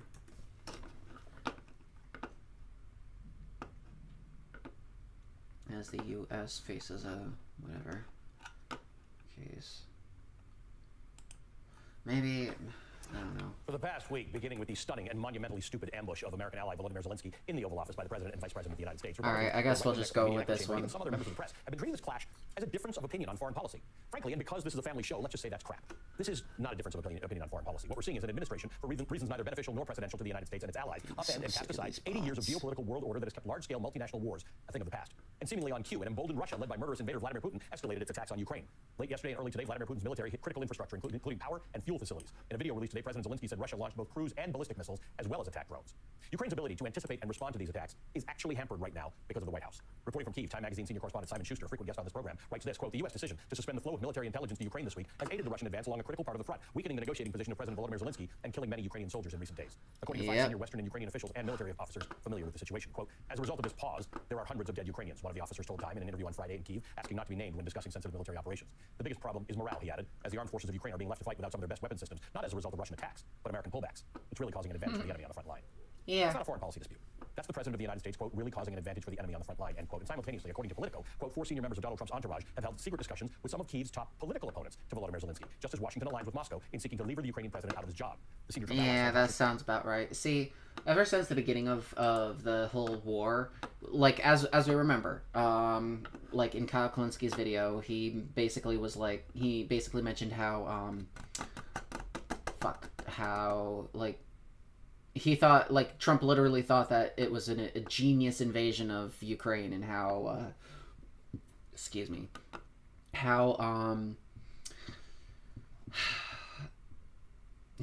Putin's gonna go in there and play a peacekeeper. Like, that's what he literally said. He literally said Putin was gonna be the peacekeeper. It's so fucking ridiculous. This is our president right now. With Ukrainian opposition leader Yulia Tymoshenko, a remorselessly ambitious former prime minister, and senior members of the party of Petro Poroshenko, Zelensky's immediate predecessor as president, according to 3 Ukrainian parliamentarians and a U.S. Republican foreign policy expert, end quote. Causing an advantage for Ukraine's invading enemy and meeting with the political opposition to Volodymyr Zelensky, it's impossible to overstate how far past normal the foreign policy doctrine of Donald Trump's second term is shaping up to be. Today, Donald Trump said he is, quote, strongly considering new sanctions and tariffs on Russia after its latest assault on Ukraine. But Donald Trump says a lot of things, often things directly contradicting other things that Donald Trump has just said. So for now, we're going to focus a lot more on what he's doing. And since last Friday's fight in the Oval Office, the things he's doing are hurting Ukraine and helping Vladimir Putin. Joining us now is Congressman Adam Smith, Democrat of Washington State. He's the ranking Democrat on the House Armed Services Committee. Congressman, good to see you in person. You're often a very regular guest for us, and we appreciate that, particularly in the weekend mornings. Let's talk about this. This war between Russia and Ukraine has in many cases been a war of attrition. Some slow moves here and there, slow advances by Ukraine, certain setbacks, but they have depended on certain things from us. It's military equipment, material, and intelligence. In fact, the intelligence has probably been the most important part of it. We just suddenly stopped that. We stopped giving them certain intelligence. That's going to make it a lot easier for Russia to make advances in Ukraine and to weaken the Ukrainian resolve. Absolutely. Look, the effect of what Donald Trump has done is to empower Putin and Russia, weaken Ukraine, and crucially prolong the war. Because if Putin thinks he's winning, he's going to keep going right to Kyiv. He doesn't need a ceasefire. Right, you have to be able to deter him. Now, whether or not Trump's decisions were because he's just not that smart at negotiating, or whether or not it is the darker case that I heard Thomas Friedman make on this network earlier today, that Trump ultimately doesn't care if Putin takes Ukraine. I don't know, but the effect is 100% certain, and it is to empower Putin and prolong the war. Now, Trump and his supporters like to say, look, he just wants to end the war. He wants to get a peace deal. What he's doing is having the exact opposite effect. He's putting all of the pressure on Zelensky, crippling Zelensky, as you just described, while Zelensky's already under enough pressure from Russia, from Putin. And Trump is completely throwing the door open for Putin. Putin's not going to come to the table if Trump's taken all the pressure off of him. So his moves are either idiotic or clearly designed to abandon Ukraine in favor of Putin. Either way, it's a disaster for U.S. credibility and for our global interests, not to mention, of course, for Ukraine and much of Europe. Yeah, so there's this obsession Donald Trump has with getting paid back. back. Now, that misses a lot of the point, and that is much of the aid we give Ukraine is spent in the United States. It's armaments, it's foundries that are working 24 hours to provide the stuff. Well, actually, that point aside, what we get back is we get what you just described. We got 80 years of peace. Yes, that's the more important There's part. this perception that we have been so just benevolent to the people of Europe. Look, we are the richest, most powerful nation in the history of the world, and a big part of that is what you said. We have stopped world wars from happening, of course. We have gotten such a return on our investment in Europe that you just wouldn't believe. And if we pull that out and take us... So another thing I want to talk about, because I'm like getting lost with half of this shit. That's why I don't really respond a lot, because I just like a lot gets on my mind. I do have ADHD. I really need to learn to pay better attention. So Trump voters fuck around and find out the hard way. That I gotta see. I'll probably walk like the U.S. left out of emergency NATO meeting.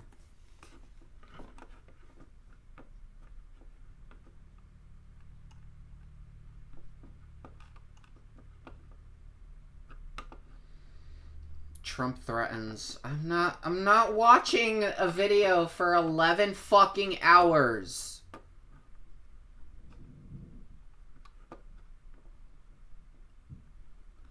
Oh my goodness, that framing casts doubt. It's just a doubt, you guys, you know? We're just not sure we wanna be committed to this NATO thing anymore. Support from the U.S. President Zelensky received a warm welcome by EU leaders at that summit in stark contrast to the tense meeting in the Oval Office last week. While European leaders huddled, President Trump warned that the U.S. might not defend NATO countries who do not meet the defense spending threshold. You're not going to pay, we're not going to defend. I said that 7 years ago. And because of that, they paid hundreds of billions of dollars. I said, if you're not going to pay your bills, we're not going to defend you. Are you going to make that policy, U.S. policy, that the U.S. wouldn't defend NATO countries that don't pay? Well, I think it's common sense, right? If they don't pay, I'm not going to defend them. No, I'm not going to defend them. I got into a lot of heat when I said that. He said, oh, he's violating NATO. And you know, the biggest problem I have with NATO, I really, you know, I mean, I know the guys very well. They're friends of mine. But if the United States was in Just trouble, looking at and we called this them, this we said, monster "We got a just makes me problem. want to France, puke. we got a problem. A couple of others I won't mention. Do you think they're going to come and protect us? They're supposed to. I'm not so sure. So why stay in NATO? I view NATO as potentially good, but you gotta get some good thinking in NATO. No, you're good. Meanwhile, NBC News is exclusively reporting that as the Trump administration appears to turn towards Russia, some U.S. allies are now thinking about scaling back the intelligence they share with the U.S. Joining me now is NBC's international security correspondent Courtney. I don't blame them. Why share anything with us? We are so, like, with a president like this who thinks he's all hot shit because he's in the Oval Office, like, you know, oh, if you're not going to pay your bills, we're not going to defend you. We're going to let you fucking die.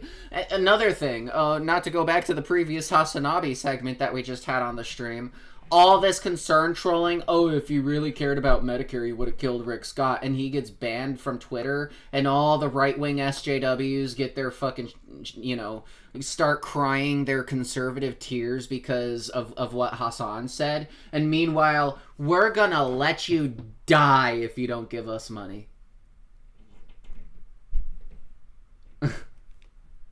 Does that really need to be said? Like, unironically, like, are we really having this fucking conversation? Like, Ukraine is literally being invaded. Oh, and by the way, don't let it be a shock to you that we're still basically not, we're still looking the other way while Israel, continues to invade the hell out of Gaza and, the West Bank. And, basically claim the entire Palestinian territory as Israel. So everything from the West Bank to Gaza, all Israel now. Like they're trying to do that, and Trump's just looking the other way. He's not gonna do anything. Still waiting for what he wants to say to Benny Boy Net and Butthoo. I know that is such a cringe name, but like, and it's like how am I supposed to deal with it, like respond to the fact that we're literally a dead country now? See, I said in another streamer's chat one day, like I'm like, oh, this country is dying, you know, and they made a great point. The country's already dead. The funeral was actually the inauguration day. Like she had a point. Like I'm not gonna lie. TV who reported on both of those stories. Courtney, congratulations on two great scoops. Let's start with NATO and this potential policy shift by the Trump administration. What does it mean for Article 5, which basically says an attack against one is an attack against all? Well, what we were reporting is basically what President Trump just confirmed in the Oval Office, and that is that the Trump administration has been considering sort of calibrating their support for NATO and NATO allies based off of the members who pay the most. So if you have a member who pays above the threshold, the percent of their GDP on defense that the Trump administration thinks is appropriate, then they would consider defending them. In the case of an Article 5 violation, of course, the part of the Washington Treaty that says if one NATO member is attacked, all consider themselves to have been attacked. But it's not just Article 5 that's under consideration here, Kristen. This potential decrease in support to NATO by the United States could also see the Trump administration basically calibrating which exercises, military exercises, they would participate in based off whether the countries are meeting this threshold, this monetary threshold. And it could also make determine where U.S. military troops will be stationed and where they could be withdrawn from. So right now, NATO says that all members are supposed to pay 2% of their GDP towards defense. The Trump administration has been calling now for several weeks for that to be increased to 5%. Kristen, I have to say the U.S. doesn't pay 5%. We're right around 3.9% as of 2024. Yeah, I think it's so important to point that out. How much? How much are we at? For that to be increased to 5%. Kristen, I have to say the U.S. doesn't pay 5%. We're right around 3.9% as of 3.9%, she said? Let me slow that down a little bit. The Trump administration has been calling now for several weeks for that to be increased to 5%. Kristen, I have to say the U.S. doesn't pay 5%. We're right around 3.9% as of... Yeah, 3.9%. This fucking clown wants our allies to pay way more than we fucking pay per dollar, per whatever. Like, way... Per GDP it was the metric they're comparing to. And the U.S. doesn't want to increase their thing to 5%? Like, okay, we're a way richer country. In fact, what is the total market cap of the American stock market? $28.3 trillion our stock market is currently at. Let's look at the market cap of... Let's look at the total GDP.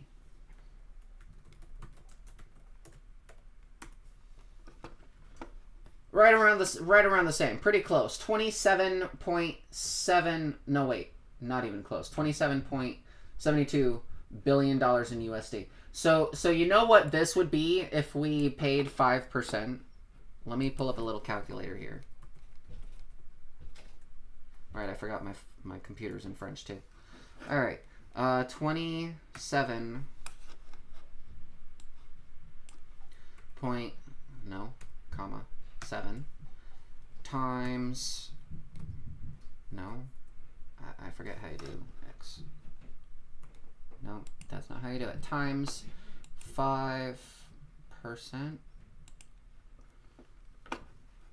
equals, yeah, we'd be putting in about... What is that? We're at billion, so that's 1,000.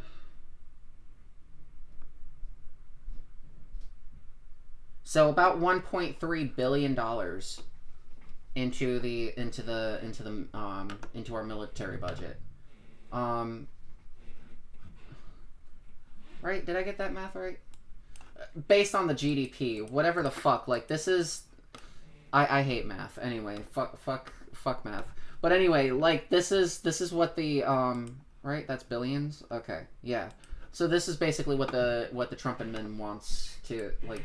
Yeah, I think it's so important to point that out. The United States doesn't pay 5%. Courtney, how extraordinary that he, and I think we have to put a fine point on this, confirm your report. Wait, is that what we send to NATO? It's notable to hear him talk about that. You also I can't really fucking tell. About allies possibly scaling back intelligence sharing with the United States. What are the biggest concerns that you're hearing on the world stage? Let's see. And Kristen, again, these are some of the historically closest United States allies who have established this group called the Five Eyes. It's 5 nations that share this very highly classified technical intelligence information with one another at higher levels than they share intelligence with other nations. Now, some of these allies are now concerned that the United States seems to be trying to normalize relations with Russia. President Trump has spoken pretty openly about that effort. Because of that, they are...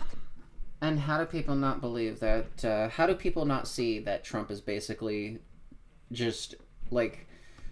I saw a meme somewhere in one of the many Discord servers of literally Trump being butt-fucked by Vladimir Putin. It was one of the greatest, one of the most obvious fucking, like, it was great. It really was. It was one of the greatest memes I've ever seen, because it's so accurate. Concerned now about sharing some of our president is a bottom bitch for Putin. And he wants to turn America into Putin's anti-woke utopia. Information with the United States. And really at issue here, Kristen, is the foreign assets. They are concerned that some of their foreign assets, individuals, could potentially be compromised, their identities, and that is why they are now discussing the possibility of not sharing as openly as they have with the United States in the past. All right, Courtney Cuby, thank you so much. We really appreciate your reporting. So I want to see, did NATO increase Ukraine defense budget?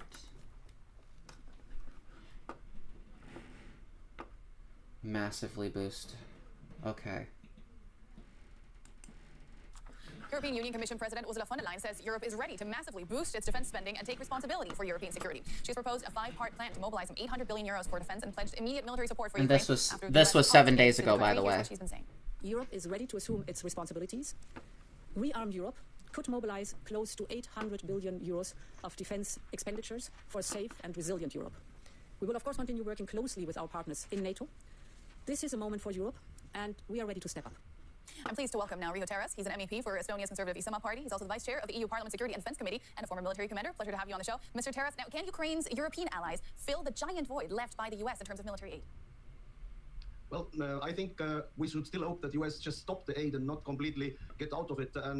And secondly, I think there's certain things Europeans can do much better. The numbers which we have seen till now are very small. Ukraine has got European defense aid around 200 billion euros if you compare it with their financial framework with 1 trillion, or for example, a Norwegian reserves, which is 1.7 trillion euros worth. So it is a very small money. But the problem is with the intelligence assets, with the Starlink, these things which Europe cannot do today, they are needed from the US, and that I think is a big gap. But yes, Europe can do much more. One thing that's on the table right So basically, this guy is calling for an increase? Needed from the US, and that I think is a big gap. But yes, Europe can do much more. One thing that's on the table right now that has been floated especially by Britain and France is that formation of a coalition of the willing. We spoke to your foreign minister last night, and he said your country would be willing. What do you say to that? Well, the coalition of willing is already there. It was led by the US, and it was called Rammstein format. I think they are countries who really are supporting Ukraine with all their possibilities. With boots on the ground as well to secure peace? Sorry to jump in there. With boots on the ground? Peacekeeping mission?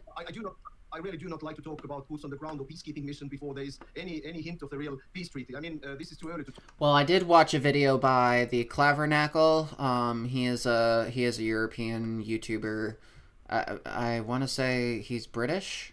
I think he's British, particularly. So, and he did a video about how, like, people do not want to end up dying for a country that hasn't really done anything for them. I feel like it was a really anti-NATO take, but I do understand why nobody would want to die for a country that, like, for example, Britain wanting to send actual boots out there to Ukraine. You know what I mean? Like, I think we can continue with, like, supplying Ukraine with the tools necessary. In fact, if they have tools of similar strength to the US, like if they ended up in anything with any weapons from the US, they should immediately donate them to Ukraine. Because US missiles, you see what that shit did. You know what I mean? Like, Israel gets US weapons to bomb the fuck out of innocent Palestinian babies. You see what those missiles are fucking capable of. So there needs to be more military. Like, they should just donate those weapons straight to Ukraine. Talk about. And fuck the US, too. Fuck us. Fuck this country. Like, Trump really does have the desires of Hitler to invade the other countries around us. To start shit with fucking Canada. To start shit with Mexico. The fuck is wrong with this country? I think it is a waste of effort to talk about boots on the ground. We need to talk about how to win the war, how to support Ukraine in the way that Ukraine will come to the negotiation table from the position of strength. And that means that we need to do much more from our side to support Ukraine with the weapons and with all other capabilities available. And we have not done it yet. So yes, I think we need to do more. Volodymyr Zelensky says he wants to make things right with Donald Trump. After all that we saw last week, what do you reckon it will take to get there? Don't. First of all, I know you're never going to watch this, Mr. Zelensky. You don't. Don't, okay? You gotta, obviously, like I said, you're not going to see this because you've got a lot more important things to worry about than some random-ass Twitch streamer. But still, I reinstate my position for the third time, repeating myself, because that's what I do. Don't. The United States, you are literally asking for money from literally either Hitler, Mussolini, Stalin, ironically. Like, this is the kind of leader you're asking for money from. He's just under a different name and in a different timeline. Don't. This monster is not your friend. He has no respect for the world stage, for the security of your country. He talks a big game about how United States is the best country in the world, and then signs executive orders oppressing trans people, taking away so that we don't get fucking passports. He passes laws reclassifying immigrants as terrorists to be sent to Guantanamo Bay. He repeals an executive order dating back decades in the name of being anti-DEI, which is just code word for being anti-black, anti-queer, anti-whatever. You are literally asking for money from a monster who doesn't care about you. Don't. Stop. Okay? Canada is better than us. Mexico is probably gonna be better than us. Europe is, like, clearly they want to help. But don't ask the U.S. for anything. We have made it very clear that we are not to be relied on, and that we are just the security, trust in America. The length of time for in trust in America is about 4 years. You sign a contract, and then the next administration is done. Even if that contract still has a long way to fucking go before it's expired, next administration comes in, we're done. That's how this country works. We're literally going through a court case, or went through a court case, about U.S. fucking aid. You can't trust this fucking country, Vladimir Zelensky, Mr. President. You can't trust this fucking country. There are way better allies that you can look to seek for aid. But do not try to make, what did you say? What did she say? Volodymyr Zelensky says he wants to make things right with Donald Trump. Don't try to make things right. He needs to make things right, and he's not going to. He's not going to because he thinks he's a badass. And he's not. He's an old-ass clown who the only reason he's still alive is because because Thomas Matthew Crooks was a shitty shot. That's it. That's the only reason that motherfucker's in that White House. Ooh, am I next from the MAGA SJWs? Am I now getting banned? We saw last week. What do you reckon it will take to get there? Well, I think to work with the U.S. is still very important for the alliance, for NATO, and for Ukraine and Zelensky. I hope that the U.S. will have an open possibilities there for Zelensky to come back to the negotiation table with U.S. But we should start to do more. We have countries who are talking about supporting Ukraine. But for example, Denmark has delivered more in support of Ukraine as Spain, France, and Portugal together. And compare the size, you understand what I'm talking about. So I think we should have more burden sharing between European allies also, not only in supporting Ukraine, but in the defense expenditures as such. As Taras, member of the European Parliament for the Estonian Isamma Party. Thank you so much for your time. Thank you. Yeah, so that's basically what we're doing. We're essentially abandoning a NATO, or we're abandoning someone who should be part of NATO, so all of that fun shit. So yeah.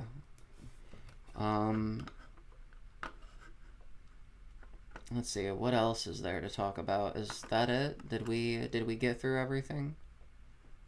I think we got through everything. Well, yeah, I think we did.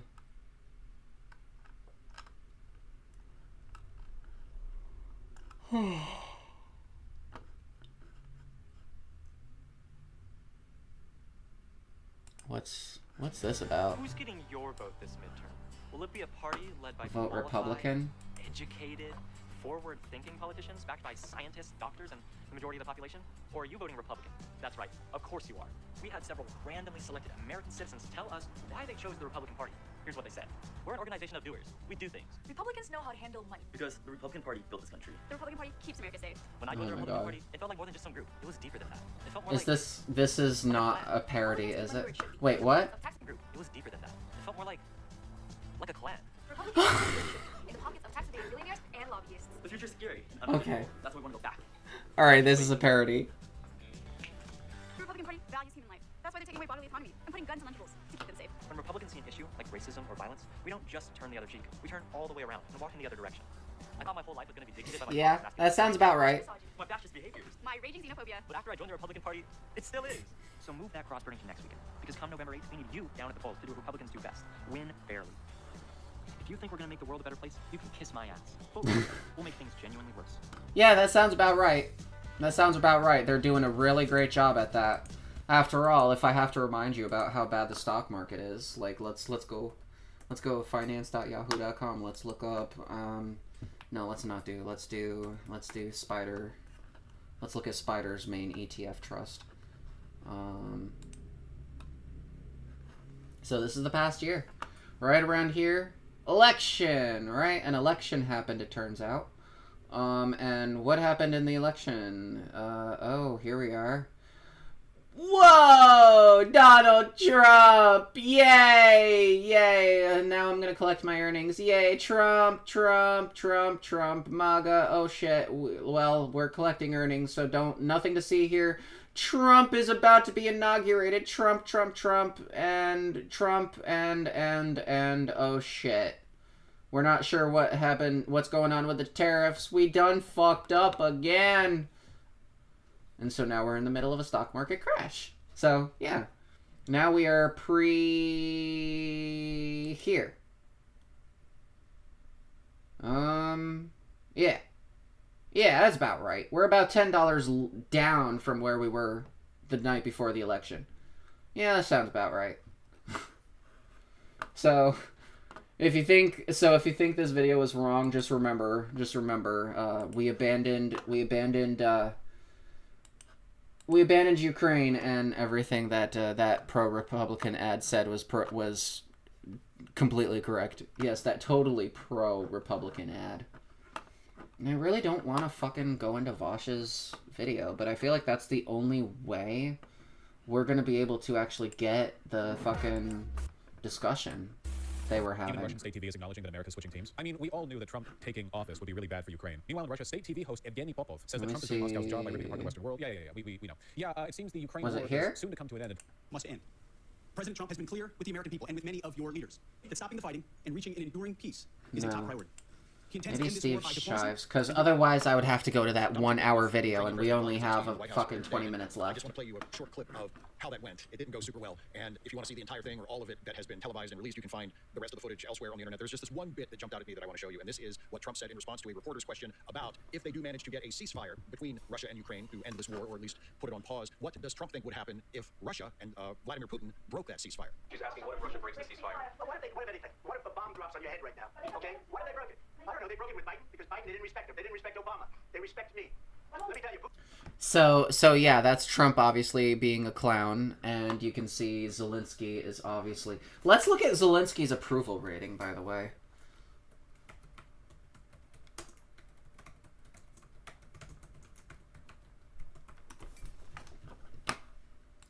So, let me see, is there a chart? Zelensky versus Trump approval rating in Ukraine chart, because I want to compare.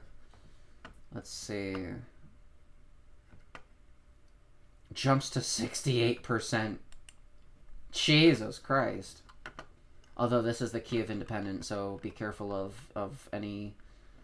Right now, like in the times of war, it's understandable why a country might get a little propagandistic, so definitely take anything here with a grain of salt. But yeah, so 68% following his heat exchange with the U.S. Yeah, so before the diplomatic spat, a February 2025 survey showed that 50% of Ukrainians trusted Zelensky, while 37% did not, resulting in a trust-to-distrust balance of plus 20%. Between February 14th and March 4th, trust in Zelensky increased to 68%, with the share of those who do not trust him dropping to 29%. And, yeah. So, Yeah, so that's basically... So, yeah. So his distrust fell by 8 percentage points, improving his net approval from 20% to plus 38%. Tech billionaire Elon Musk, a close ally of Trump, took to X. I'll bet you his trust rating is going to crash if he tries to make peace with Donald Trump again. Like, because I feel like they don't... Like, I feel like Ukrainians may see the United States now for what it is.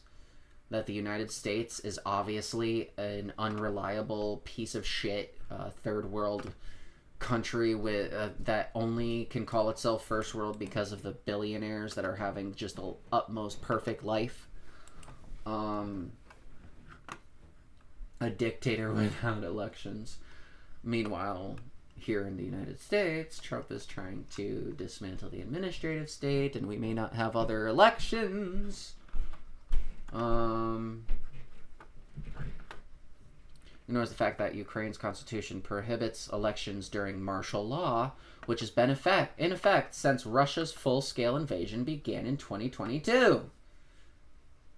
I'm pretty sure our U.S.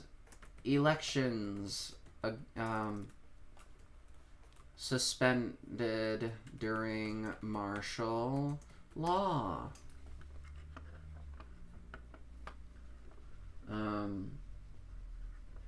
Why? Hoping that Joe Biden... No, that's Quora. We're not going to go there because they're a bunch of... Anybody can write on Quora. You look up on Google, why do conservatives hate trans people so much, and you get some dipshits on Quora playing apologetics for Nazis. Or being Nazis altogether. There is no role for the U.S. military in turning the... blah. So apparently in the United States we can have a... Is that true?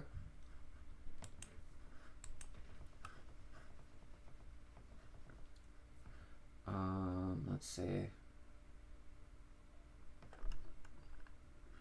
So I don't know. I would ask your lawyer, ask your local attorney if you're rich enough to afford one. So let's see. The poll conducted via telephone interviews surveyed 1,029 adult Ukrainian citizens residing in government-controlled territories. So, yeah. So basically, yeah. So everybody likes Zelenski.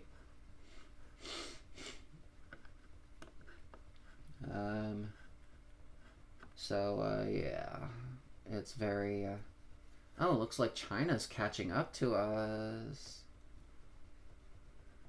Japan's been stagnant. Why do I give a fuck about GDP? That number don't mean shit. Well, anyway, I think that's it for this segment.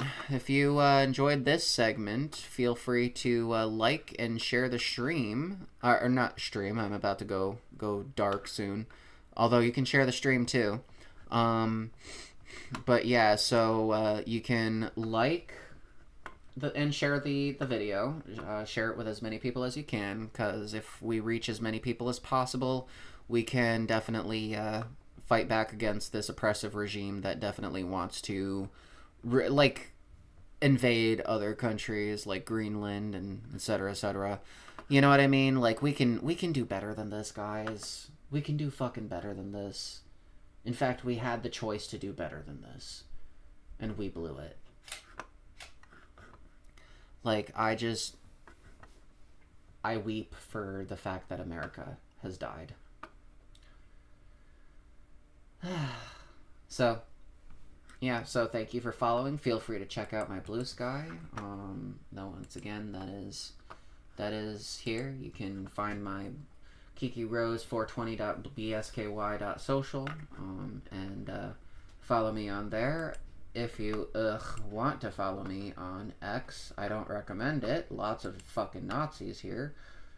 You can go ahead and follow me here. Yeah. Apparently I got 9 followers on there, so cool.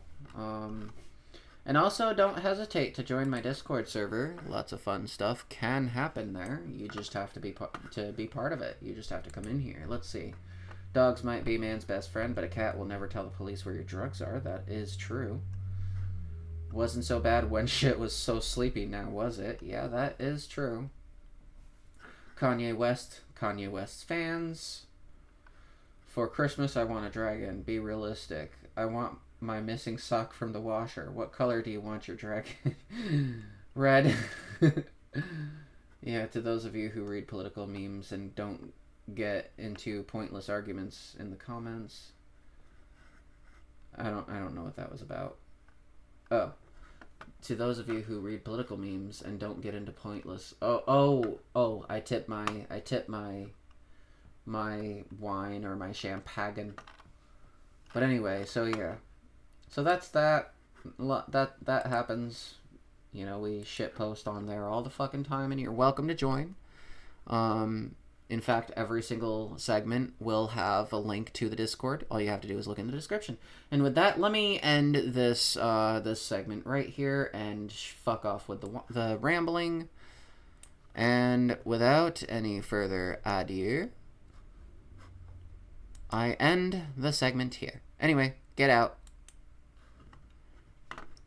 So that was that. I think we finally did a good. I can't believe people follow me on fucking Twitch. Or Twitter, I mean. But, yeah, and speaking of Twitch, you can follow me on Twitch, too. So that is, right about here. I can, wait, do I scroll down to get to my channel?